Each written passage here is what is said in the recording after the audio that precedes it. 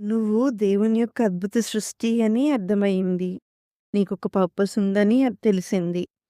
దేవుడిని ట్రస్ట్ చెయ్యాలి. నిన్ను నువ్వు ట్రస్ట్ చేయాలని తెలుసుకున్నావు. మనుషుల కన్నా దేవునికి, ఆయన మాటలకి ఇంపార్టెన్స్ ఇవ్వాలి. దేవుడిని ఎన్నుకోవాలి. ఆయనను గైడ్‌గా ఉంచుకోవాలని కూడా తెలుసుకున్నావు. దేవునితో నడవాలని కూడా తెలుసుకున్నావు. ఇవన్నీ అర్థమయ్యాయి ఓకే. మరి నువ్వు ఎలా ఉన్నావు? మనం బయటకెళ్ళే ముందు ఏం చూసుకుంటాం? మిర్రర్ అంటే అద్దం కదూ! అద్దం చెప్పేస్తుంది మన బాహ్య శరీరంలో ఏమన్నా లోపాలుంటే. మరి అంతరంగం సంగతేంటి? ఆంతర్యం విషయం ఏంటి? వాటి లోపాలు ఎలా తెలుస్తాయి? ఏ అద్దంలో తెలుస్తాయి? సెల్ఫ్ చెక్ చేసుకోవాలి కదా!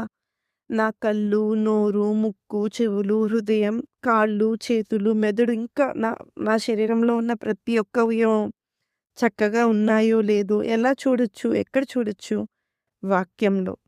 ఏంటి? వాక్యమా? నిజమే అండి. దేవుని మాటలలో. వాక్యం అనే అద్దంలో మనల్ని మనం చూసుకోవాలి. సెల్ఫ్ చెక్ చేసుకోవాలి.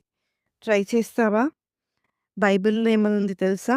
యాకోబు రాసిన పత్రిక 1వ అధ్యాయం 23-25 వచనాలు చదువుకుంటే, ఎవడైనను వాక్యమును వినువాడై ఉండి, దాని ప్రకారం ప్రవర్తింపని వాడైతే, వాడు అద్దంలో తన సహజ ముఖమును చూచుకొనుచు మనుషుని పోలియున్నాడు. వాడు తను చూచుకుని అవతలికి పోయి తానెట్టివాడో వెంటనే మరచిపోవును కదా! అయితే స్వాతంత్రమునిచ్చు సంపూర్ణమైన నియమములో తేరి చూచి నిలకడగా ఉండువాడెవడో వాడు వీని మరచువాడు కాక క్రియను చేయువాడై ఉండి తన క్రియలో ధన్యుడగును. అంటే జస్ట్ మనం మన ఔటర్ బాడీకే కాదు, ఔట్‌సైడ్ బాడీకే కాదు ఇంపార్టెన్స్ ఇవ్వాల్సింది.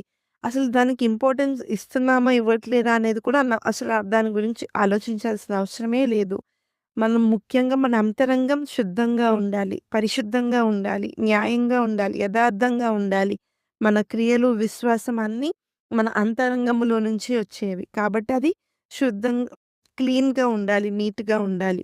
2 కొరింథీయులకు రాసిన పత్రిక 3వ అధ్యాయం 18వ వచనం ఏమని చెప్తుందంటే, మనమందరమును ముసుకులేని ముఖంతో ప్రభు యొక్క మహిమను అద్దం వలె ప్రతిఫలింప చేయుచు, మహిమ నుండి అధిక మహిమను పొందుచు, ప్రభువగు ఆత్మ చేత ఆ పోలికగానే మార్చబడుచున్నాము.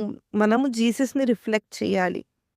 సో, ఇప్పటి వరకు అసలు మనకెందుకు ప్రాబ్లమ్స్ ఒస్తాయి? మనం ఎవరం? మనం ఎంత ప్రత్యేకంగా చేయబడ్డాం? మనకున్న పర్పస్ ఏంటి? ఇయన్నీ తెలుసుకున్నాం కదా!